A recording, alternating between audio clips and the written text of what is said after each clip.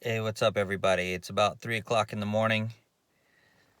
I'm out in my car because I don't want to wake everybody up doing my videos, but it's been a while since I did a video, and I just want to cover a lot of stuff. There's just so much that has happened since the last time I did a video.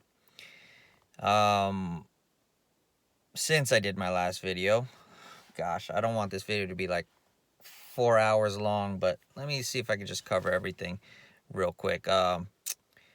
Since I did my video, I remember telling everybody, hey, the way to invest is to invest as if Satan ruled the world. And I like to invest in oil, right? I know that we are in the end game for economics because of the way the central banks have set us up. So all throughout my history of doing videos, I've done videos of liquidity crises and explained what a liquidity crisis is. It's basically a lack of cash in the system. And that's because there's so much debt that instead of cash going into buying goods and services that we need, it's going to service the debt that we borrowed instead, because we live in a culture where we have to have it now, right? So even though our paychecks don't come in now, uh, we borrow money so that we can buy the things that we didn't earn yet. And now that we've earned the money in the future, we have to go backwards and pay what we borrowed in the past. And because of the way that's structured, uh, we can't really ever pay back what we borrowed. So we're at a point where money is no longer going into the economy to buy the things we want because the debt is so big that we are just basically paying our credit off and we'll never be able to service the debt. So it's to a point where money is just disappearing into this black hole of debt. Okay. So we've reached that point. All right. So going back to what I started with, I love oil. And I think that oil, because of the fact that money is starting to dry up or liquidity is starting to dry up, the prices of everything that have rallied are going to go down. But keep in mind, the devil rules the world still. And so you must invest as if the devil rules the world. But we're getting at a real close point where, remember that Satan fell from heaven like a lightning bolt, right? Jesus said, I beheld Satan falling from heaven like a lightning bolt, basically. And if you can imagine the way a lightning bolt functions, right? It's very quick. Bam, right? So if Satan is ruling right now and he falls like a lightning bolt, uh, at some point things can fall very quickly and you may not be ready for it. Now, the Federal Reserve has lowered interest rates already, and they have begun doing bond repos, right? Or short-term repos, right? And what that is it's an attempt to print money and inject it into the marketplace right away. So the Fed is already signaling to us, the central banks are already signaling to us that we're in the end game. And I've been also telling you that many of the movies are signaling that to us, right? You had the Avengers movie that came out as the end game, right? And it's this culmination point that you reach after all the years of this building up of problems and setting up of this situation. And in the past, the way the central banks did things is they would print money, make it easy for everyone to get in debt, and then they would crash the economy. You would lose your job, and therefore you would lose anything you own, including the stuff that you acquired via credit. The banks would just repossess it. And then all of the assets and all of the money are then concentrated under the few hands of the banks who have the money power to control what goes on in our country. And then they also buy out the politicians and have the politicians toe the socialist line that, oh, everything should be free now because none of us are making money and only the rich people are making money. Well, it's just a constant cycle of what's been going on. So anyway, Saudi Arabia got attacked when oil prices started to fall, and they blamed it on Iran, and Iran took credit for it. Okay, so just keep in mind, all of these countries in the Middle East make their money off of oil, and a lot of speculators go into the commodities markets and they make their money off of high oil prices, and they can also make money off of low oil prices. So if a speculator like myself understands economics, the reality of economics is that there are not enough people buying the oil. There's not enough demand there because the economy is shrinking. If you lose your job today, you don't need to go to the gas station because you're not going to be driving anywhere, right? You used to drive to work, and maybe you drive to work miles, right? And now that you lost your job, you don't have to. You can stay home. So your demand for the oil or the fuel, the oil byproduct that goes into fueling your vehicle, goes out the window.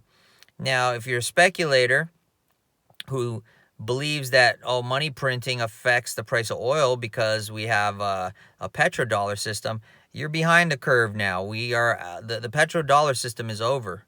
We are now on the petro yuan system, where China now prints money and has the Middle Eastern oil cartels buying their assets in order to support the petro yuan. The dollar is being dumped, but yet, because the debt is exploding, or imploding, I should say, so quickly, all the dollars that we have in the US are being dumped into servicing our debt. So even though the dollar is being dumped on the treasury side and the rest of the world is dumping the petrodollar, the debt system is sucking it up so much faster that no matter what the Federal Reserve does, they can lower interest rates rapidly. They can do these bond repurchase agreements, or repos, basically, where they short on a short-term basis, they borrow or they buy bonds off of banks, and they give the banks money in exchange for that, and then the next day they unwind it by doing a reverse repo, which is basically they give that treasury or bond back to the banks, and then they take the cash out of the system. Now, if they did all of that all on one transaction, we'd go right away into a depression. But what they've done is they've broken up and they're doing it into phases. So every day they're doing a new repo while the other one's unwinding. So you're constantly getting infusions of cash, but that cash is not really going anywhere. And so what's going on is they're going into the banking system. What are the banks doing? Oh, the banks are, they're repurchasing their own shares. The government then goes into the stock market and does the same thing with corporations. They do repos there, and guess what? The corporations do the same thing. So it keeps the assets afloat, but in reality, we should be crashing, and we will be crashing at some point. Now, how we crash is what's not clear, because President Trump wants the Fed to just make interest rates go to zero, maybe even negative, and that would pump the markets, right? It would pump assets. Everyone would do well, right? There'd be money everywhere, but the value of your money would go in the toilet. The Fed is not quite doing that. So if the Fed does what President Trump asks, we may go into a hyperinflationary depression, which kind of sucks because there would be a lot of stores closing. And during that period of time, people will lose their jobs, and cash becomes king in a depression, right? But unfortunately, you have a hyperinflation at the same time. If you have cash, it's becoming worthless. So, and then on top of that, the debt is imploding. So, but President Trump has also been building a parallel economy where he's forming free trade agreements with others. So what really needs to happen is what has happened in the past before the central banks got involved. The United States would grow, grow, grow, grow, grow. We'd get these massive economies, and then all of a sudden we would crash. And we would crash to zero. And then all of a sudden we would wash out all the bad people or purge ourselves of all the bad debt. And then things would start to rebuild again, and they would rebuild quickly.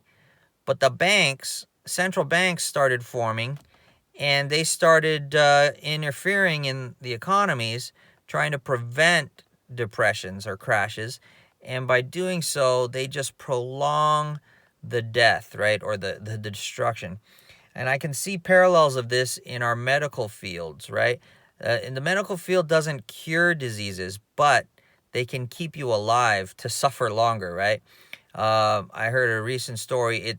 Because of HIPAA laws, I can't really talk about who the person is or what, but I heard of a person who had such severe cancer that they died, and they did not put on their medical orders that there should be a DNR or a do not resuscitate order, right? And because that minor detail was left out, this poor person was suffering of cancer, fourth stage cancer, very severe, very painful.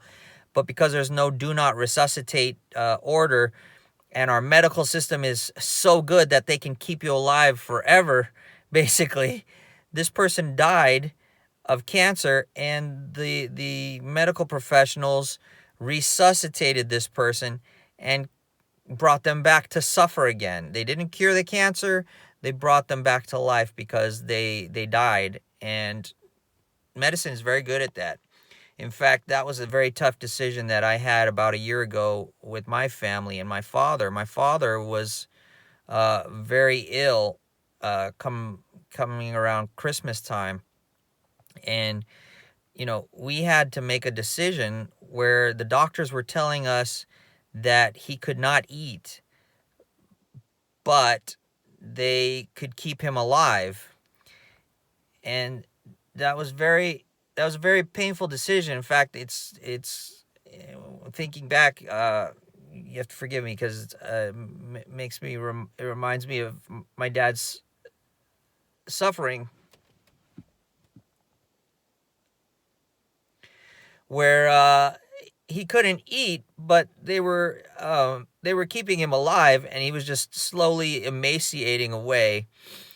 And it was compounded because we had greedy relatives that, for some reason, wanted his money over his best interest and were interfering with our family. And unfortunately, my father had to suffer for that. But we had to get to a point where we had to make a decision whether to keep my dad alive and have him constantly suffer, or uh, or just cut off all resuscitation at that point. And my father was not, he was not mentally there anymore. He was suffering from Alzheimer's already, because one of the relatives who was trying to interfere with our father, and trying to kidnap him, and get money out of him, was a medical professional, was taking him and giving him sweets, and contributed more to his Alzheimer's because he was already diabetic, and diabetes and Alzheimer's are very closely related. And this person just constantly badmouths us on the internet. But the reason I bring that up is not is to kind of show what the central banking system is kind of the same as the healthcare system, because it's all the same thinking. People have really screwy thinking today. They don't like to let things go to be cleansed naturally. They like to have everything now, now, now, now, now, and it's created such a big problem. You don't have the money to buy a car, but you're going to go finance one. So now you owe all this money, but you have your nice car, right? But you don't have the money to service the debt, and so that's a problem.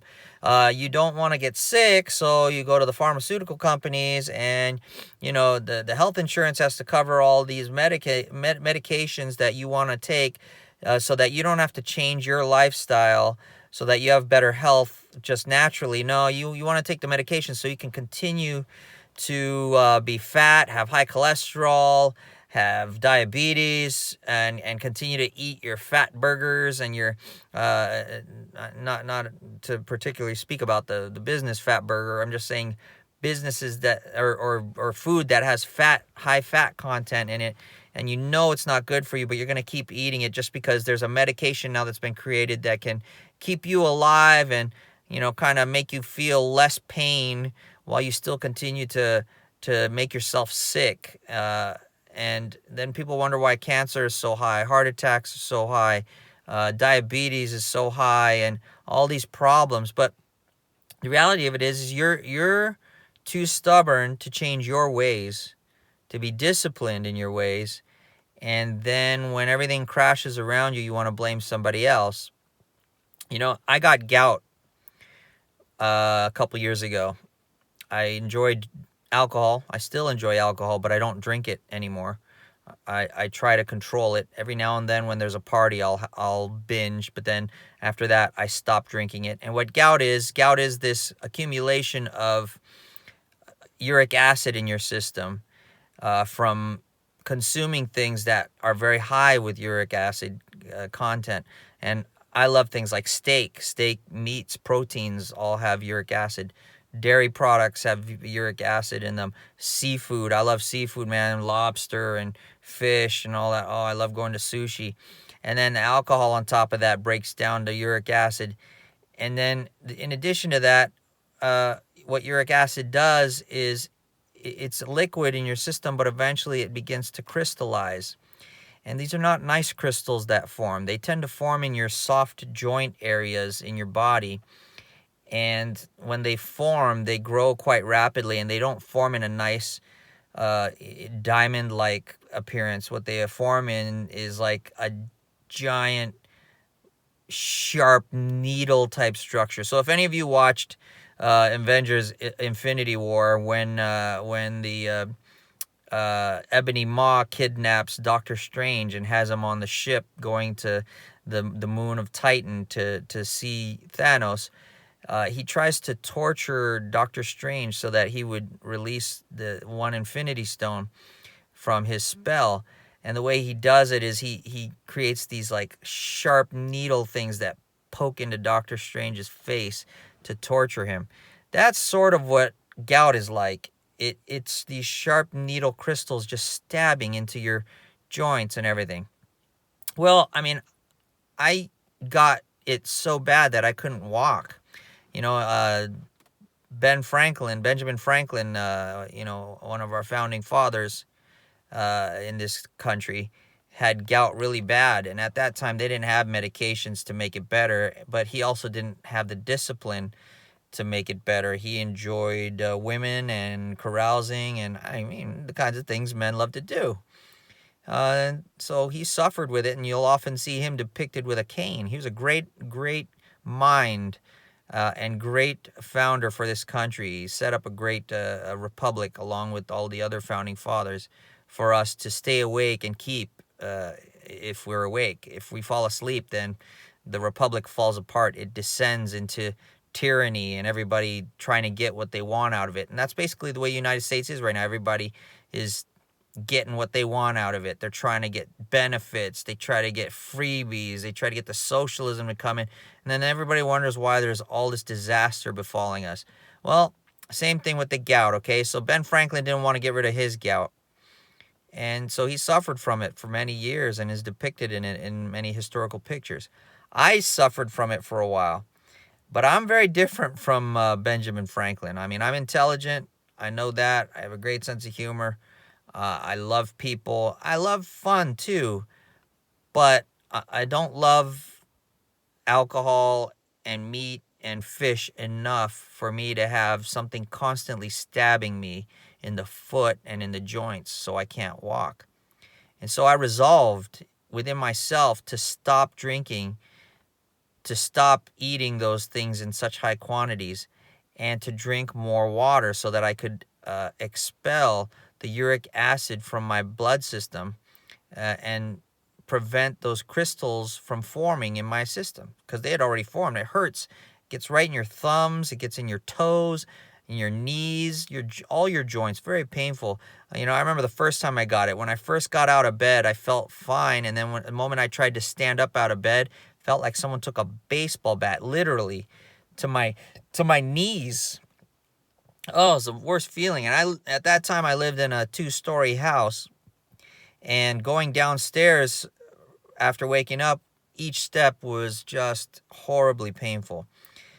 I don't suffer from gout anymore because I control my diet. The other thing about gout, this is just for people who suffer from gout, just a side note. If you like sugar, sugar is an inflammatory agent. So if you get gout and then you compound it by eating sugar, not only are you getting stabbed in your joints, you're also causing inflammation from eating sugar. And alcohol is made from carbohydrates, so there's a lot of sugar in it. That's why if you have diabetes, you also don't want to be drinking a lot of alcohol.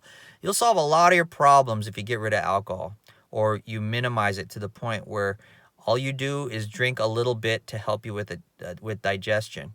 And you don't even need to really drink alcohol for that, because now we've got things like kombucha. There are things that I like from the left. You know, the left comes up with all kinds of healthy ways to eat, and they do make sense. So like probiotics from like yogurts and drinks like kombucha, where they like ferment things. You know, those are great, but they need to be moderated. You know, they help you with your digestion. Alcohol helps you with your digestion. Even the Bible talks about that you should only drink a little bit of alcohol with your meal to assist in digestion, but completely binging on it will cause problems for you. Jesus told you that years ago. His disciples told you that many, many years ago, but you don't listen. So this is why the world is the way it is today. And China is suffering from the trade agreement and the trade tariffs that I told you about Trump putting on them, because Trump wants to shake globalism apart. Globalism is a problem because when one falls, we all fall, because we're all holding each other. And this is why the dollar right now is rallying, even though we have the debt sucking it into the abyss. And the rest of the world is collapsing. All their currencies are collapsing. And you're seeing the historical monies of gold and silver going crazy. This is what I've been telling people for years also. I've been very lucky to position myself in silver to the point where I got it so cheap that no matter what happens to silver, silver would have to crash back down to almost $4 an ounce for me to even worry about what goes on the markets. I just sit back and relax.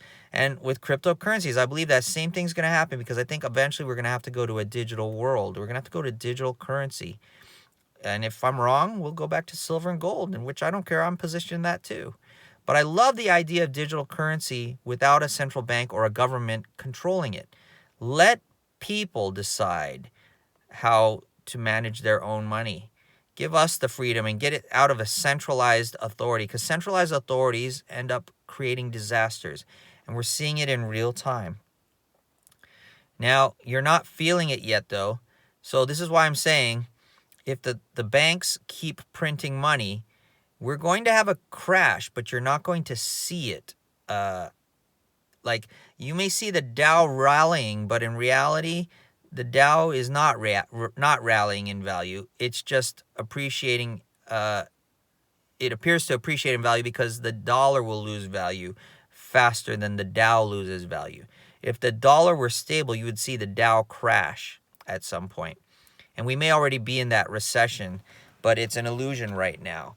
The dollar is being printed so that even though it's rallying right now, the central bank is going to try to control some of that appreciation in value by printing more and more and more and more and more and more and more and more and more and more and more and more and more and more.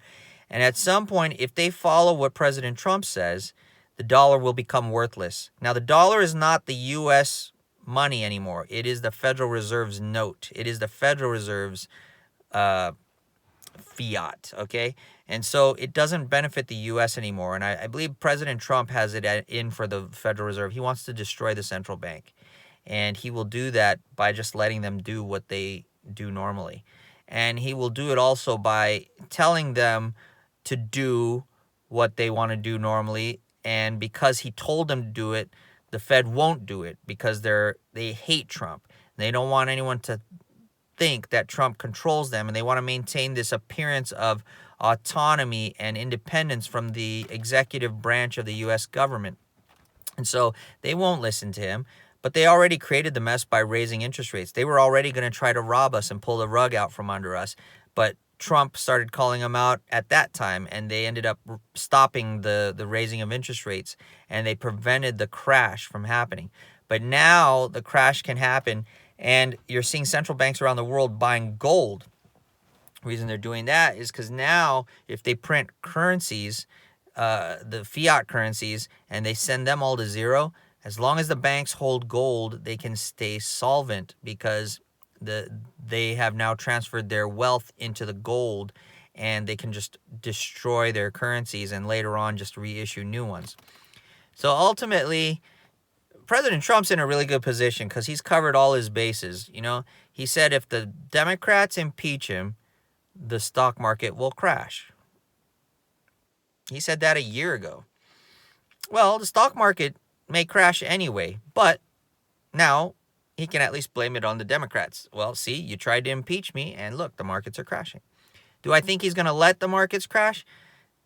I don't think so, not yet. I think it's I think it's too close to re-election time, but you never know. So I've started shorting the markets. Whenever the Dow hits, I've said that in other videos, whenever the Dow hits a new record, I begin increasing short positions on the Dow. And so I currently hold some short positions, but I'm watching them closely because if the Fed cuts to zero or continues to do these repos and ups the amount of money that they dump into the system, ultimately I think the Dow will not crash anymore nominally. It will remain the same or stable value in appearance, but its value will just erode relative to real money, which would be gold. So you would see gold increase in value. If you were to price, let's say gold were the currency of a foreign land that we don't know yet. Call it Shangri-La, right? And normally when you travel to another country, you have to exchange your currency for the currency of the land in order to do commerce while you're in that land. Let's say we traveled to Shangri-La and we had to exchange dollars for gold. There's an exchange rate. That's called foreign currency exchange, right? There's exchange rates for exchanging money if you go to any other country. Most people understand that, but they don't understand how gold works. Gold is from the land of Shangri-La. There is no government there, and so the government does not control the amount of value that's in the gold. They cannot print more gold than exists because gold is not made on a printing press, and it does not exist in a larger quantity digitally than it does in real life. I mean, they can kind of fake it using derivatives like futures and options, but eventually the reality of gold comes to pass, and those futures and options uh, will be destroyed. So what I'm saying is, if you start to price the U.S. stock market not in U.S. dollars but in another currency like the Shangri-La gold, you will see that it's not rallying; it's decreasing in value. And the Shangri-La gold is increasing in value. Now, the reality of it is gold is gold. It doesn't belong to a country called Shangri-La. That's just an example to help you understand why you would not see the value of the stock market crash to zero. The stock market could crash by 75% if priced in gold. So all the world's wealth is being sucked into gold, and people don't even see it. Uh, the only time they'll start to see it is maybe in the prices of oil or price of, the things that we buy at some point. That they will go up in price when the dollar starts to decrease because it's being printed. And again, the Fed may not do that. The Fed could also go the route of, well, President Trump, we don't like you, and you can't blame a crash in the economy on us, so we'll just stop doing any interference, and we can let the economy crash, and then you just take the blame, and then when comes election time, everybody looks at how poor they are, they won't vote for you. That could be an option that the Fed might try to take. In fact, there was a Fed president. I think it's James Bullard. I can't remember if that's his name because I haven't been following lately. Who said we need to do something drastic to make sure Trump doesn't get reelected. That should show you the mind state of the bankers. They don't care about you and me. We can starve to death. We can go bankrupt and die for all they care. They just want to make sure that their person is in the presidency and controlling the sheep and the masses. All right, well, anyway, this is the update right now, okay? I see Bitcoin and all that, they're all going down. At some point, we may get a capitulation, because what a capitulation is because all the money is dying in the debt market and you're not earning enough at your work to pay off your bills. Let's say there are a lot of people who accidentally invested in things like Bitcoin, and Bitcoin went sky high and turned people into millionaires through assets, right? Not through their earnings, basically through asset appreciation.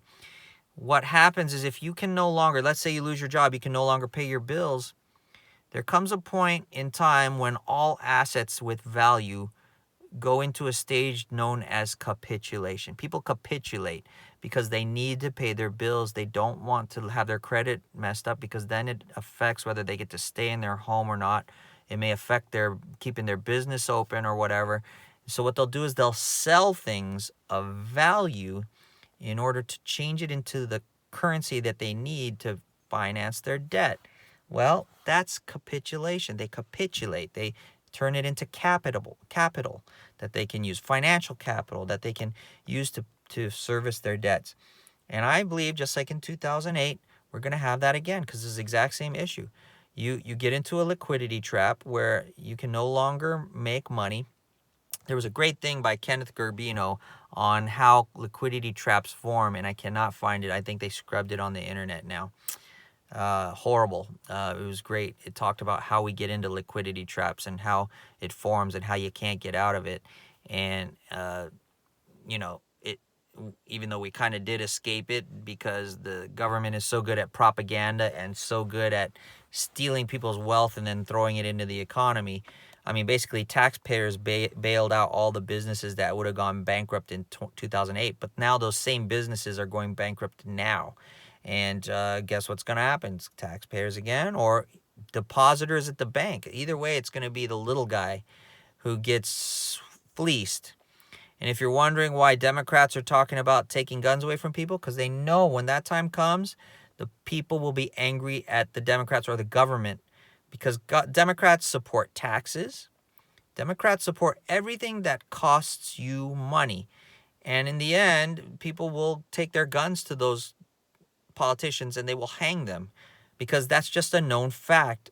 Thomas Jefferson even said that the tree of liberty must be refreshed with the blood of tyrants from time to time. That's basically a parallel quotation, not a direct quotation, but I forgot how to say it right now. My mind's exhausted because I'm tired and I have stuff to do today, but I just wanted to get this video out. So anyway, I'm going beyond what I thought I would go. I love to talk about stuff because I see this bigger picture, and it's very difficult to explain it to people because people only see one item, but I see multiple items that are all related. So I may go on a tangent when I'm explaining things, and I may lose some people when I explain it, but hopefully they're able to grasp what I'm saying. What I'm saying is dangerous times are coming ahead, and I hope you're prepared for it. And you can invest in all you want, but if you don't hold it, you don't own it. So if you invest in Bitcoin on an exchange, guess what? An exchange goes bankrupt, they're going to steal your money. They're going to take your Bitcoin. If you invest in gold and you have it in a depository or in a bank, when that bank or that depository goes bankrupt, they're going to take your gold. If you don't physically hold it, you don't own it. Possession, as the saying goes, is 9/10 of the law, right? So if you don't possess it, it doesn't matter that 1/10 of the law that you have written in paper that you go to the courts for. You'll never see your possession again because you don't possess it, right? You had somebody else hold it on your behalf. And there's a problem with a lot of leftists. They like to put responsibility on other people rather than taking it on themselves. And this is why they end up badly in those countries. They always let someone else hold their gold, hold their wealth, hold the responsibility of what's going on. And then they wonder why they're poor, and they try to flee those countries to come to America, because America was set up to be free, where we take responsibility for ourselves and manage our stuff properly. and don't depend on a government. We try to limit our government through our constitution so that they don't come in and turn us into those countries that you want to flee from. But now we've invited so many people in, or allowed them in illegally, even through corrupt politicians, that it's to the point that America's pretty much becoming a socialist nation. And the only way we will free ourselves from that is if we crash. Because rats don't like to be on a ship that has no food, is burning, and is sinking. They will jump ship, right? And that's the best way to get rid of socialists. Because socialists don't know how to build anything. They only know how to take. They're rats. They're parasites. So the best way to take care of them is to just kill the body, kill everything, right? Kill everything they parasite from, and they will flee. A perfect example of that is I live in California. And California has become known as a blue state because many of the leftist, psychotic Democrats have come here and they've voted in politicians that are screwy. And guess what? The politicians have destroyed this state. You know, we've got homelessness going through the roof. You've got trash everywhere. Jobs are gone. And guess what? Guess what the stupid leftists do? They don't sit and think, oh, it was my ideology that brought this about because I'm the one who went into the ballot box and voted for these nutcases that destroyed the economy. No. What do? They blame the politicians. They go, you know what? This state sucks. I'm just going to leave and go for a state that has better jobs. And guess what the dummies do? They go to places like Texas and Colorado and Nevada, and Arizona, which are conservative states. They have lots of jobs because conservative constitutional Republicans run those places and benefit the community. And guess what? Those leftists go in there and they go, this is great. There's more money here. I'm going to steal it too. And then they do the same thing in those states that they did over here. They vote stupid. They vote blue. They vote left. And then there's nothing left. It's all destroyed. And then where are they going to go? They just go from state to state, hopping from state to state, not recognizing that they're the reason why that state is a failure, because they are.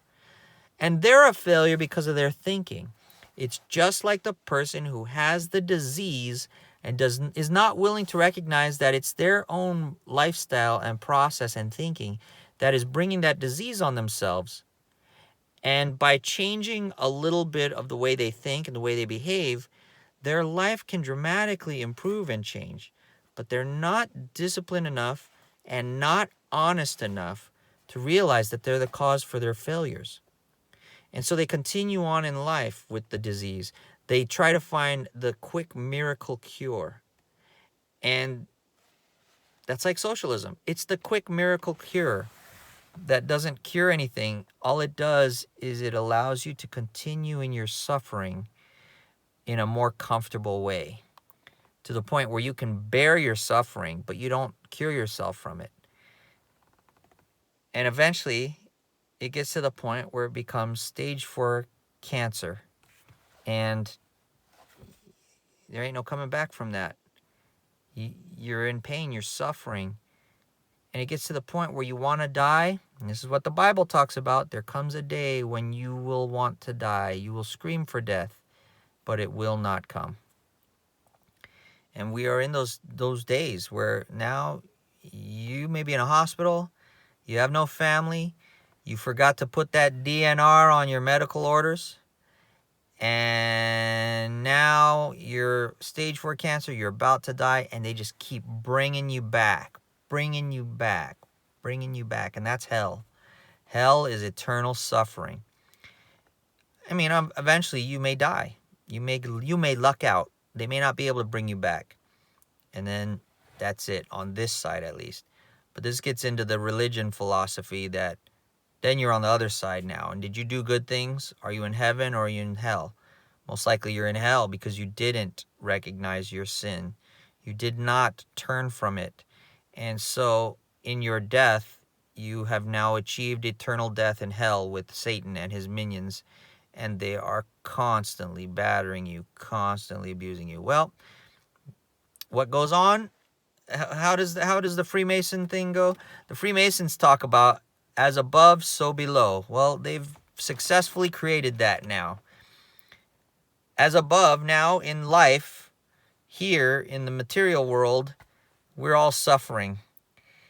And because the people don't realize that it's us causing it and allowing the other people to have control over us,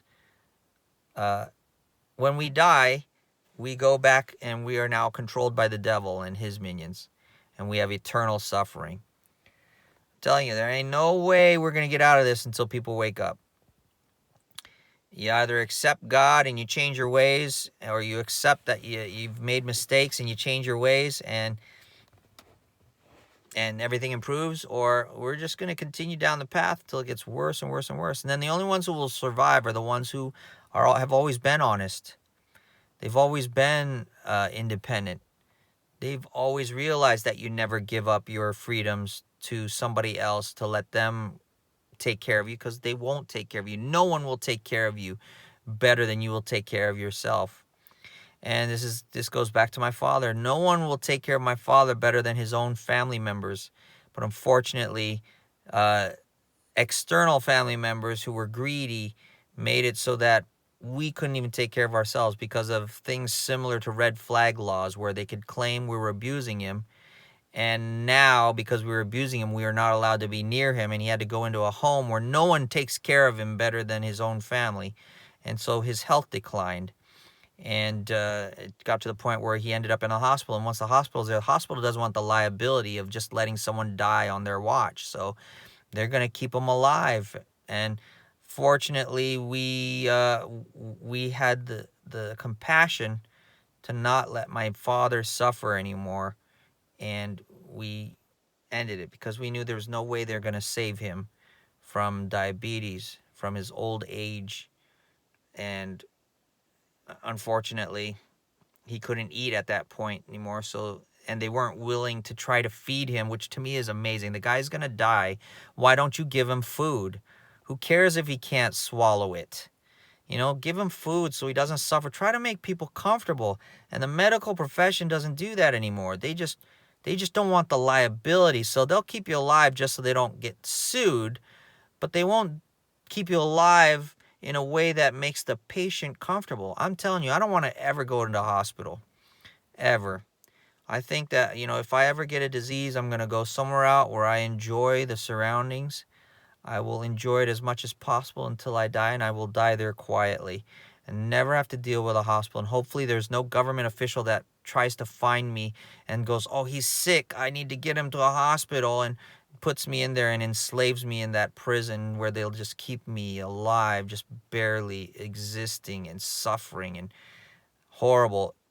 And that's the one thing, even in scriptures, Jesus was placed on a cross where he was suffering, but even in the end, there was a centurion, a Roman soldier, who had enough compassion to drive a spear through his heart to end his suffering. And I hope somebody has enough compassion to drive a spear through my heart on that last day, where if I'm dying from it, I mean, ultimately as a Christian, we accept the suffering because that's what we're called to do. If you really love Jesus, Jesus suffered for us, so it's our time to suffer, and in our suffering, we become closer to him because we understand what he went through. So as a Christian, okay, whatever, suffering, bring it, But at the same time, it's like, why would you bring that on someone else? Jesus didn't bring suffering on others. He brought it on himself on behalf of others. So that's where there's a difference in thinking. So anyway, if we don't wake up, I mean, I read an article that 70% of Catholics don't even believe that Jesus exists on the altar when the priests are doing the Christian rites, the Catholic rites of transubstantiate of the Last Supper, where Jesus said, "This is my body," and he breathed the Holy Spirit on the priests, saying, I shall not abandon you. I will never leave you orphans, right? So by being his presence, godly presence in the Holy Spirit there, we always have Jesus present on the altar, even though he's not visibly here with us in his manly form. He's here in a divine form. People don't believe that because they can't see it. That's what even Hebrews talks about. Your faith is believing in things you can't see. And unfortunately, people have no faith. So the world will not get better as long as it's like that. So hopefully this video is enough to get some people started. If you've watched this far, man, you got some kind of gumption in you, because most people would have checked out after the first 10, 15 minutes. This is why a lot of my videos are not shared, because I don't edit it. I give you the raw, honest details of it. Hopefully if you're still following it, those of you who have supported me on this, who've subscribed and who continue to watch and continue to like and to share my stuff, I absolutely appreciate that. And I pray that you will benefit from it in some way, form, or fashion, whether through education, whether through your making decisions on how to invest and it benefits you, or whether preparing properly, whatever it may be, or at least as a comfort to you if you haven't done things properly, and giving you hope that there is a way out. That would be great. Again, I have to give a disclaimer. Whatever you decide to do, nothing I say here is financial advice or professional advice or medical advice. I am not qualified to give any kind of advice like that. And if you decide to do anything based upon what I say and bad things befall you, you have no claim against me, because you're an adult. You take responsibility for your own decisions, and you decided to do that yourself. I did not advise you to do that. I just merely talk out loud to educate people and to entertain you and to let you see how I do things. And hopefully the way I do things benefits you as well. But, again, if you benefit from my stuff, I don't have a claim against you. If you have a problem because of what I say, you don't have a claim against me. You all decided to do it. I'm not qualified. I'm letting you know I'm not qualified. So, anyway, for those of you who support me, thank you from the bottom of my heart. Continue to do so. In the description below, I have my cryptocurrency addresses. I also have affiliate links where I support certain businesses that I enjoy buying things from. I enjoy their products. I'm going to try to increase those number of businesses as I find items, but uh, if you do me the favor of supporting us, YouTube doesn't allow me to monetize this channel, because they have messed with the algorithms where most people will not find me. And it's to the point where, I really don't care whether I monetize or not, but it's nice if I could get some support. So those of you who have sent me uh, donations in cryptocurrencies, I appreciate that, and God bless you. Thank you. Please continue to support me. If you can afford to do so, don't break your budget in order to do that for me. I do appreciate, though, anyone who does support me and assist me with my time and effort in putting these videos together and listing it on social media and trying to help people understand what's going on and get through it. And a lot of times you don't realize, by supporting me, you make it more capable for me to provide better content for you. If I got a nice injection of, say, $1 million worth of Bitcoin, I could get a real nice camera. I could get a nice computer system with software where I can edit things and start putting effects and make it seem like you're great video producers on there. But at this point, I don't have that kind of budget, and I really don't want to spend my money on that, because I don't know what the future holds. I just, and so far from what I'm seeing, like I said, I don't see the economies getting better and the world getting better, just because people are not getting better. They're choosing not to. And so why would I spend my money on those kinds of fruitless things? I don't want to squander what God's given me. I'd rather save my money and make it accrue or grow it in some way where I'm prepared. If things fall apart, I can protect my family. I can protect my neighbors, my friends, and defend against the foe. And hopefully you can do that as well. And if you're open to growing your network, hopefully we can grow together, and eventually it's strength in numbers that makes the difference. It's strength in numbers that caused the problems, because many people were sheep instead of shepherds. But maybe the shepherds get together, we can change things and make a difference. So again, please support me if you can. If you can't, you're supporting me enough by watching this.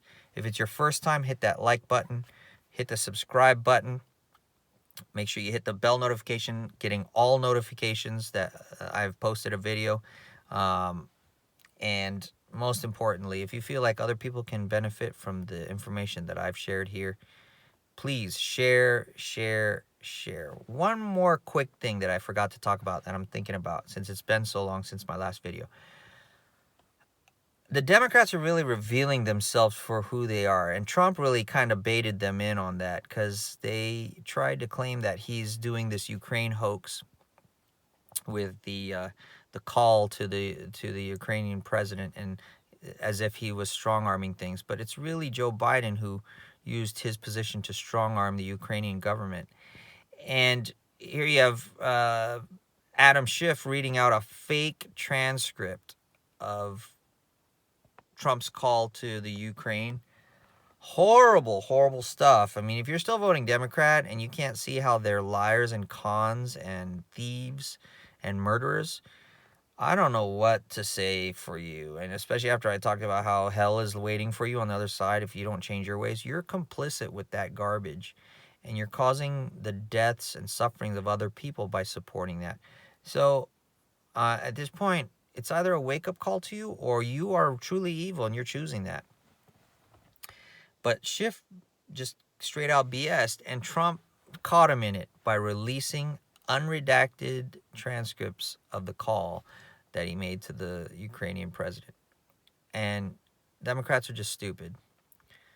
Don't know what to say about that, but I had to cover that. And so this is just another illustration of why our economy is all screwed up. But this is an hour-long video. I'm going to cut it now. Love you guys. God bless you.